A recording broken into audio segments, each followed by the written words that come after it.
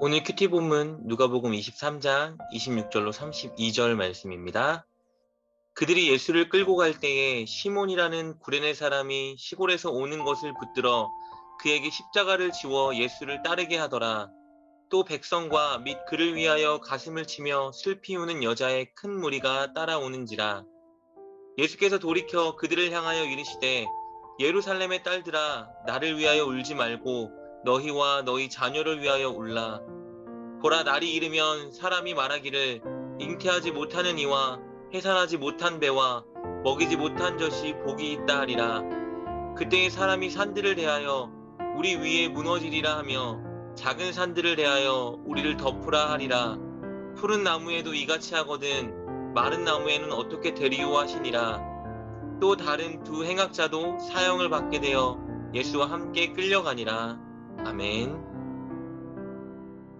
오늘 본문은 빌라도에게 사형 선고를 받은 예수님이 사형 집행장으로 끌려가는 장면을 다룹니다. 누가는 특히 이 장면에 등장하는 인물들과 예수님의 말씀을 통해서 우리가 마지막까지 붙잡아야 하는 것이 무엇인지 가르쳐주고 있습니다. 예수님은 밤샘 신문을 당하셨고요. 그리고 누가복음 본문에는 생략되어 있지만 십자가에 매질을 당하셨습니다.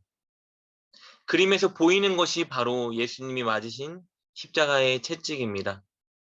학자들은 십자가에 매질을 당하신 예수님의 등짝은 살점이 다 떨어져 나가고 혈관과 뼈가 보이고 심지어 창자가 튀어나올 정도로 심하게 손상되었을 것이 확실하다고 추측합니다. 이렇게 상할 대로 상하고 지친 예수님은 십자가를 지고 언덕까지 올라가야 했습니다. 왜냐하면 당시에는 십자가형을 선고받은 사형수는 자기가 박혀야 할 십자가를 자신이 직접 형장까지 메고 가야 했기 때문입니다. 그러나 그 십자가의 무게는 보통 성인 한 사람의 무게와 비슷했기 때문에 이미 지친 예수님이 그것을 메고 가는 것은 불가능했습니다. 그때 로마 병정들은 우연히 그곳을 지나가던 한 사람에게 예수님의 십자가를 대신 짊어지게 합니다. 그 사람은 구레네 사람 시몬입니다. 26절 말씀입니다. 그들이 예수를 끌고 갈 때에 시몬이라는 구레네 사람이 시골에서 오는 것을 붙들어 그에게 십자가를 지워 예수를 따르게 하더라. 구레네라는 지역은요, 북아프리카에 위치한 로마의 숙주였습니다. 그곳에는 유대인들이 굉장히 많이 살았고 심지어 유대인의 회당도 있었다고 합니다. 그래서 많은 학자들은 시몬이라는 사람이 구레네에 살고 있는 유대인이었을 것이라고 추측합니다.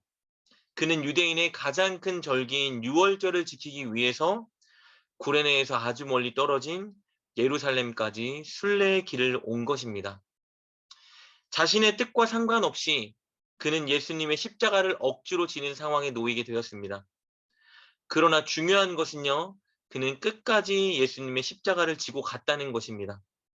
그런데 사실 이렇게 예수님의 십자가를 져야 하는 자리에 원래 있어야 했던 사람은 누구였을까요? 예수님의 제자들이었겠죠. 그 중에서도 바로 시몬 베드로였을 것입니다.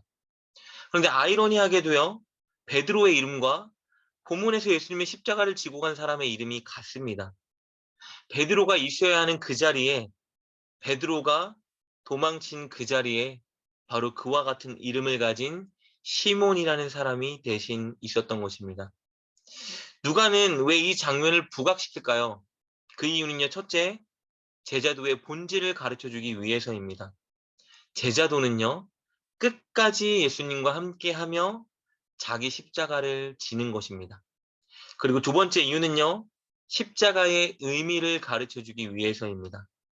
우리는 흔히 십자가는 단순히 희생과 혹은 피해자의 자리에 서는 것이라고 생각합니다. 그러나 그렇지 않습니다. 십자가는 축복의 자리입니다. 오늘 동일한 장면을 기록한 마가는요, 마가복음 15장 21절에 구레네 사람 시몬을 이렇게 묘사합니다. 마침 알렉산더와 루포의 아버지인 구레네 사람 시몬이 시골로부터 와서 지나가는데 그들이 그를 억지로 같이 가게 하여 예수의 십자가를 지우고. 시몬을 어떻게 묘사하죠? 알렉산더와 루포의 아버지라고 묘사합니다. 이 두 사람은요, 마가 공동체에 잘 알려진 그리스도인이었습니다. 그래서 이름이 기록된 것이죠. 그리고 많은 학자들은요, 여기 기록된 루포라는 사람이 로마서 16장에 바울이 언급한 그 사람일 것이라고 추측합니다. 로마서 16장 13절에 이렇게 기록되어 있습니다. 주 안에서 택하심을 입은 구포와 그의 어머니에게 문안하라. 그의 어머니는 곧 내 어머니니라. 즉 시몬의 가족은 훗날 예수님을 믿어 영향력 있는 로마 교회의 신실한 성도가 되었다는 것입니다. 시몬이 억지로 지었던 그 십자가가 그와 그 가족에게 장차 큰 영감을 주었고 그들이 예수님을 믿어 의인에 이르게 했다는 것입니다. 이보다 더 큰 축복이 어디 있겠습니까? 그러니 십자가는 축복이라 할 수 있는 것입니다. 이렇게 시몬이 예수님의 십자가를 지고 예수님과 함께 처형을 당할 그 언덕으로 올라가고 있었습니다. 그리고 그 뒤를 수많은 무리들이 따릅니다. 그런데 그 무리들 중에 예수님의 처형을 가슴 아파하며 우는 사람들이 등장합니다. 또 백성과 및 그를 위하여 가슴을 치며 슬피 우는 여자의 큰 무리가 따라오는지라. 예수님을 여전히 저주하는 자들도 있었지만 많은 사람들은요, 예수님을 십자가에 못 박도록 선동당한 것에 큰 회의를 느끼며 마음 아파했습니다. 그리고 예수님께 은혜를 입었던 많은 여자들이 가슴을 치며 슬피 울었습니다. 이 여자들은요, 사실은 여자들만을 말하는 것이 아니라 예수님께 은혜 받았던 많은 약자들을 동일하게 말하고 있는 것입니다. 예수님은 이렇게 자신을 향해 우는 자들을 향해 한 가지 메시지를 주십니다. 우리 28절 말씀입니다. 예수께서 돌이켜 그들을 향하여 이르시되 예루살렘의 딸들아 나를 위하여 울지 말고 너희와 너희 자녀를 위하여 울라.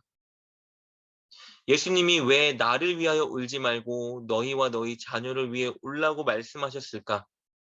첫 번째 이유는요. 예수님의 죽음은 슬퍼할 일이 아니었기 때문입니다. 예수님은 하나님의 뜻과 계획을 따르고 계셨습니다. 그리고 곧 이제 영광의 자리로 나아갈 것입니다. 그래서 이것은 좌절과 슬픔으로 끝날 일이 아니라는 것을 말씀해주고 계신 겁니다. 그리고 두 번째 이유는요. 곧 예수님을 믿지 않고 십자가에 내주라고 한 자들에게 엄청난 심판이 임할 것이기 때문입니다.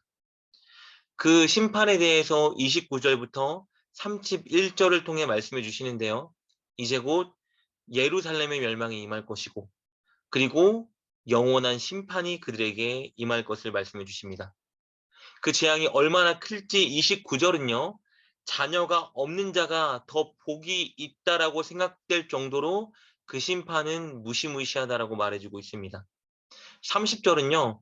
호세아 10장 8절을 인용해서 큰 재앙이 임할 것이라고 말해주고 계십니다. 그리고 마지막 31절은 푸른 나무로 비유되는 예수님을 이렇게 배척하고 박해했으니 이 박해에 참여한 마른 나무로 비유되는 악한 유대인들에게는 정말 큰 심판이 임할 것이라고 선언하고 계십니다. 그래서 속히 돌이키고 또 그들을 위해 애통하라고 말씀하고 계신 겁니다. 오늘 본문 우리에게 크게 두 가지 교훈을 줍니다. 첫째, 바로 제자도를 따르는 자가 되어야 한다는 교훈입니다. 제자도는요, 끝까지 예수님과 동행하며 예수님의 말씀을 따르는 것입니다. 우리는 하나님 앞에 가는 그날까지 하나님을 사랑하고 이웃을 사랑할 수 있는 선택과 행동을 해야만 합니다. 그렇게 살 때 그렇게 살아가지 않는 자들보다 손해보고 희생해야 되는 것이 많아 보이는 것이 사실이지만 결국은 그렇게 사는 것이 진정한 축복이라는 것을 반드시 깨닫게 될 것입니다. 제자도는 십자가는 축복이기 때문입니다. 두 번째 교훈은요. 늘 심판의 때를 기억하고 그래서 회개하고 동시에 사람들을 주님께 인도하는 사람이 되어야 한다는 교훈입니다. 예수님이 재림하시는 그날 마지막 심판의 때는 분명히 있습니다. 그 엄청난 재앙과 심판을 피하기 위해서 우리는 먼저 늘 회개하여 깨어 있어야 합니다. 그리고 동시에 그것을 믿는다면 우리는 믿지 않는 우리 주변의 사람들을 주님께 속히 돌이키게 하기 위해 열심히 애써야 합니다. 전도해야 합니다. 그것이 재림과 심판을 믿는 자의 자세이기 때문입니다. 사랑하는 여러분, 오늘 예수님과 동행하며 말씀을 따르기 위해 선택하고 행동하는 여러분 되시길 주님의 이름으로 축복합니다. 그리고 여러분 주변에 믿지 않는 분들을 위해 애통하며 기도하시고 또 그들에게 주님을 전하기 위해 고민하고 실천에 옮기는 여러분 되실 수 있기를 주님의 이름으로 축복합니다. 우리 기도하겠습니다. 하나님, 우리가 포기하지 않고 끝까지 제자도의 길을 걸어갈 수 있도록 붙들어 주옵소서. 오늘 하루 말씀대로 살아가며 예수님과 동행하게 하여 주옵소서.